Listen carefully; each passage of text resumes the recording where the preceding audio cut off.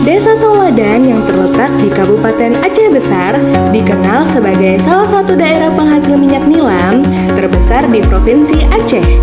Aktivitas penyulingan minyak nilam di wilayah ini menghasilkan limbah padat berupa ampas daun nilam setelah proses destilasi selesai.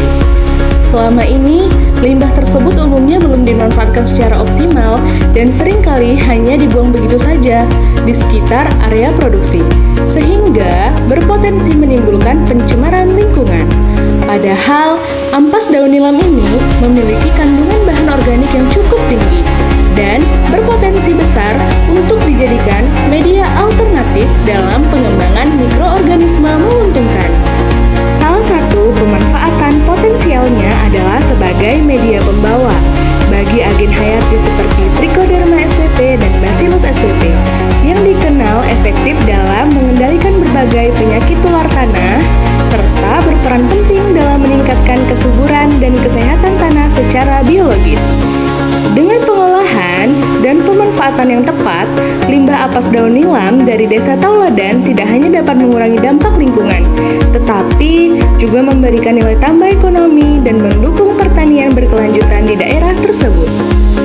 Pertanian di Indonesia memegang peranan penting dalam menunjang perekonomian nasional, terutama dalam penyediaan bahan baku industri dan peningkatan kesejahteraan masyarakat pedesaan.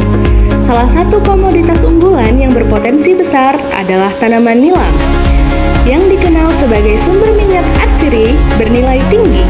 Minyak nilam menjadi bahan dasar penting dalam industri parfum, kosmetik, dan farmasi karena aroma khas dan kestabilannya.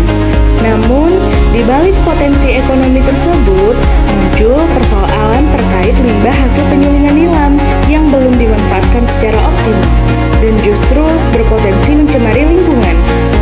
Namun, di lapangan masih banyak ditemukan berbagai kendala.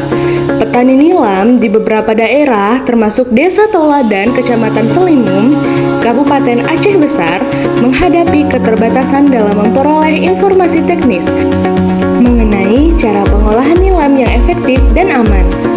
Proses penyuluhan tradisional yang mengandalkan tatap muka seringkali tidak menjangkau semua petani karena keterbatasan jumlah penyuluh, waktu, dan biaya operasionalnya. Kondisi ini menyebabkan praktik pengolahan limbah masih dilakukan secara konvensional atau bahkan limbah dibuang begitu saja tanpa diolah. Perkembangan teknologi digital memberikan peluang baru untuk meningkatkan kapasitas petani melalui pendidikan dan pelatihan berbasis aplikasi. Dengan demikian, integrasi teknologi digital dalam sistem penyuluhan pertanian diharapkan dapat menjadi solusi efektif untuk mengatasi keterbatasan akses informasi dan mempercepat penerapan inovasi pengolahan limbah nilam yang berkelanjutan di tingkat petani.